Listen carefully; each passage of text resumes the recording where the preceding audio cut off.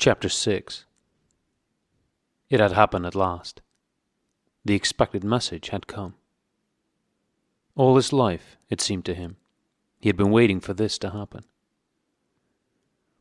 He was walking down the long corridor at the ministry, and he was almost at the spot where Julia had slipped the note into his hand, when he became aware that someone larger than himself was walking just behind him. The person, whoever it was, gave a small cough, evidently as a prelude to speaking. Winston stopped abruptly and turned. It was O'Brien. At last they were face to face, and it seemed that his only impulse was to run away. His heart bounded violently. He would have been incapable of speaking.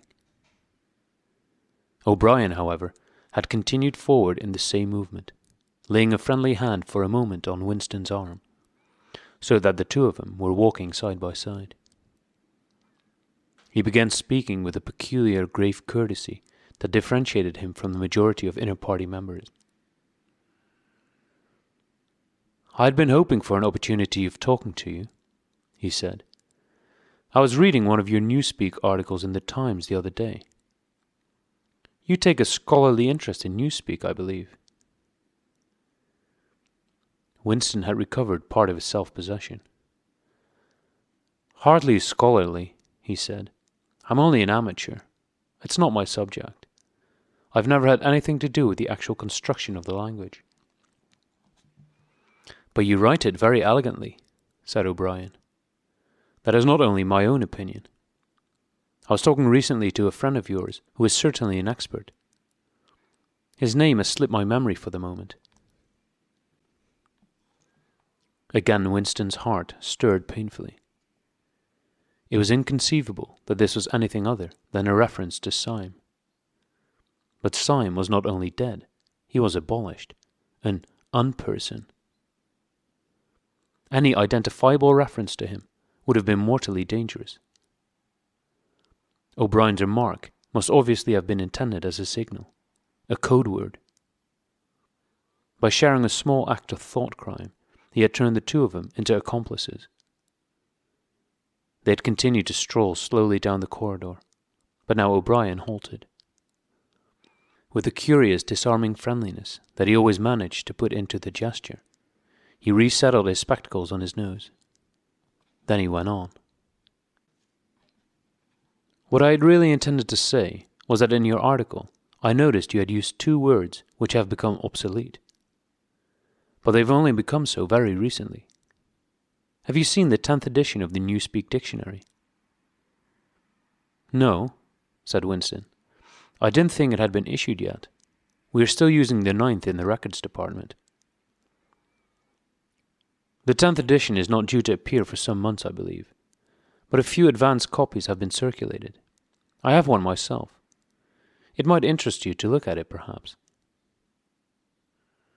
"Very much so," said Winston, immediately seeing where this tended. "Some of the new developments are most ingenious. The reduction in the number of verbs, that is the point that will appeal to you, I think. Let me see, shall I send a messenger to you with the dictionary? But I am afraid I invariably forget anything of that kind. Perhaps you could pick it up at my flat at some time that suited you. Wait, let me give you my address." They were standing in front of a telescreen. Somewhat absent-mindedly, O'Brien felt two of his pockets, and then produced a small leather-covered notebook and a gold ink pencil. Immediately beneath the telescreen, in such a position that anyone who was watching at the other end of the instrument could read what he was writing, he scribbled an address, tore out the page, and handed it to Winston. "I'm usually at home in the evenings," he said. "If not, my servant will give you the dictionary." He was gone, leaving Winston holding the scrap of paper, which this time there was no need to conceal.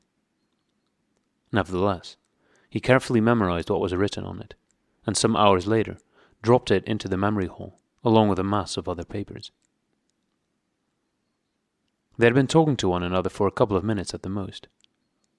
There was only one meaning that the episode could possibly have. It had been contrived as a way of letting Winston know O'Brien's address. This was necessary, because except by direct inquiry, it was never possible to discover where anyone lived. There were no directories of any kind. "If you ever want to see me, this is where I can be found," was what O'Brien had been saying to him. Perhaps there would even be a message concealed somewhere in the dictionary. But at any rate, one thing was certain. The conspiracy that he had dreamed of did exist, and he had reached the outer edges of it. He knew that sooner or later he would obey O'Brien's summons. Perhaps tomorrow, perhaps after a long delay. He was not certain. What was happening was only the working out of a process that had started years ago. The first step had been a secret, involuntary thought. The second had been the opening of the diary. He had moved from thoughts to words, and now from words to actions. The last step was something that would happen in the ministry of love. He had accepted it. The end was contained in the beginning. But it was frightening. Or, more exactly, it was like a foretaste of death, like being a little less alive. Even while he was speaking to O'Brien, when the meaning of the words had sunk in, a chilly shuddering feeling had taken possession of his body. He had the sensation of stepping into the dampness of a grave. And it was not much better, because he had always known that the grave was there, and waiting for him.